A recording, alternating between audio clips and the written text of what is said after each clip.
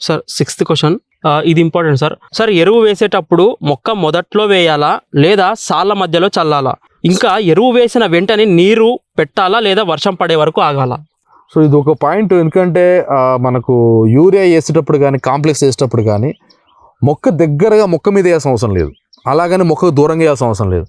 మొక్క నుంచి వెళ్ళి మొక్క అడుగు బాగా మొదలు ఉంటుంది కదా, మొదలు నుంచి వెళ్ళి ఒక 2-3 ఇంచుల దూరంలో వేస్తే సరిపోయిద్ది, 3 ఇంచుల దూరంలో వేస్తే సరిపోయిద్ది. అలాగని మీరు మొత్తం యూరియా తీసుకెళ్ళి ఫర్టిలైజర్గా మొక్క చేసిన మొక్క చనిపోతుంది. తినేదానికన్నా ఎక్కువ తిన్నా కానీ అజీర్తి వేస్తుంది.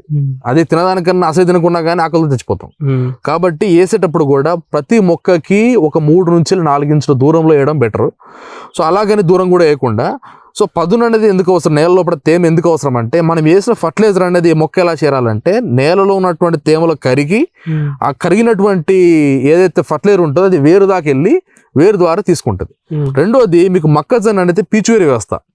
మీకు 3 మహా అయితే ఒక జానెడు కూడా ఉండదు, మహా అయితే 5-6 అంగుళాల కంటే ఎక్కువ ఉండదు నేలలో.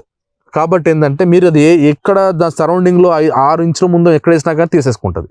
కాబట్టి మరీ ఎక్కువ దూరం వద్దు, 3 నుంచి 4 ఇంచుల దూరము. పదును అనేది తేమ అనేది కంపల్సరీ అవసరం, తేమ ఉన్నప్పుడే తీసుకుంటే, లేకపోతే తేమ లేకపోతే ఫర్టిలైజర్ తీసుకోదు. Okay sir.